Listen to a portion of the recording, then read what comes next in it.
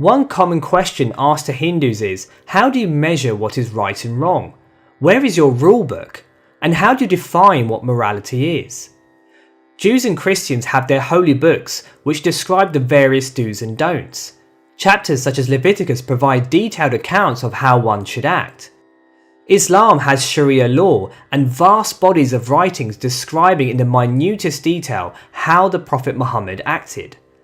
The followers of these faiths turn to these texts written thousands of years ago to decide how they should act in today's world.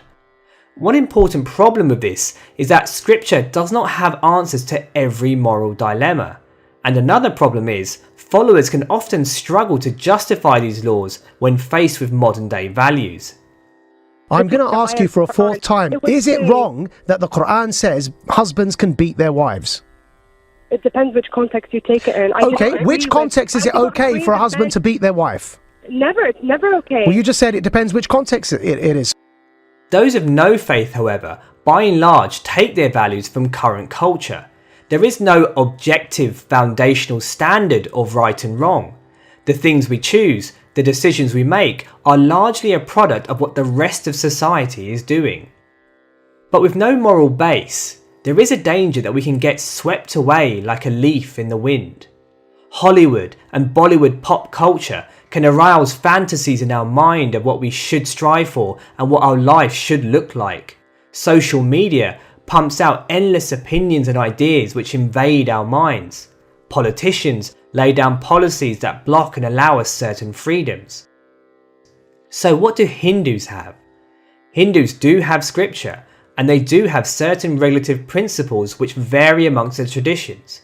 They also have the words and commentaries of the various acharyas and masters. But all of this serves to do one thing. It serves to take us towards Dharma.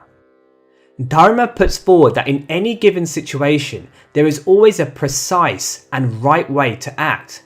There is an objective moral code which is dependent on the context we are in.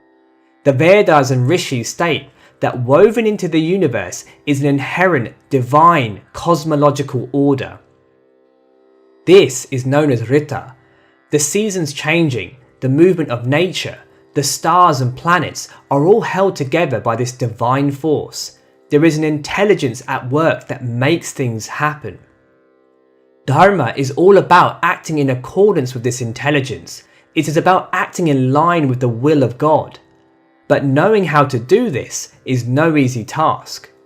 In fact, one of the central messages of the Mahabharata is that Dharma is sukshma, or subtle. Different characters are placed in different situations, and we are made to question and contemplate on what true dharmic behaviour is.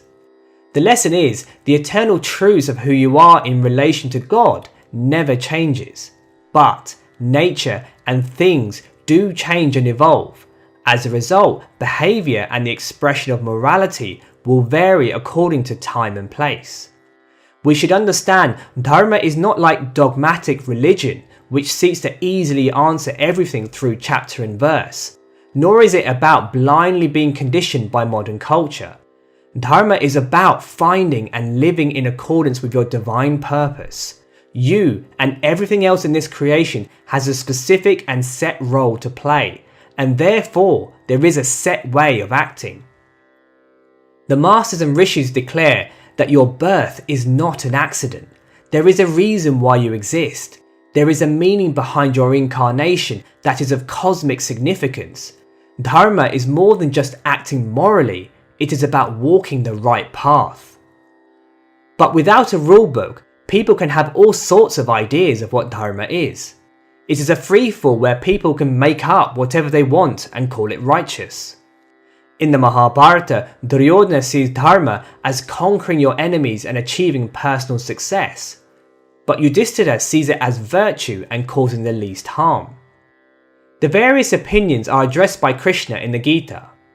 When we are placed in the Sattva Guna, the mode of goodness, we gain spiritual intelligence where we see what is right and what is wrong.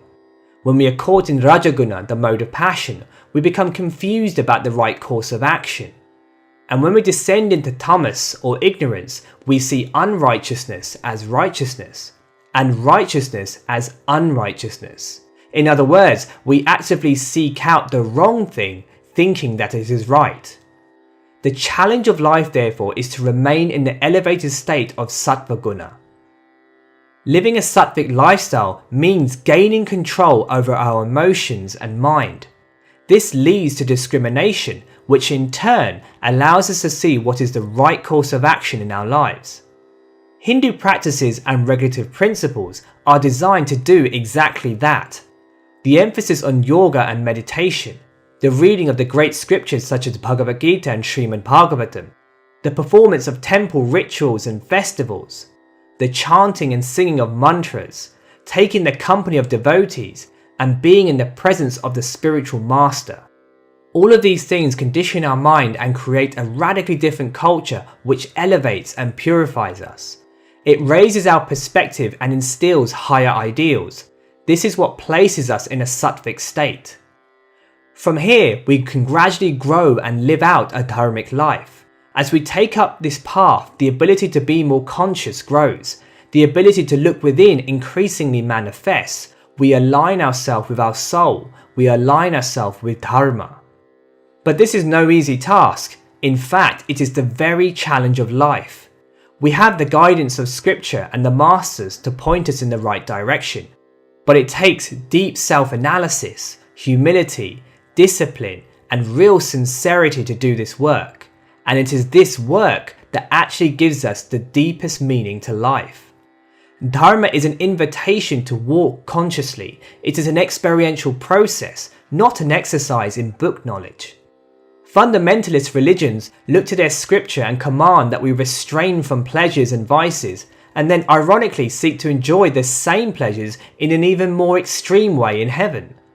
In Dharma, however, discipline and self-control are practiced not as a business deal to score points for the afterlife, but to center ourselves within.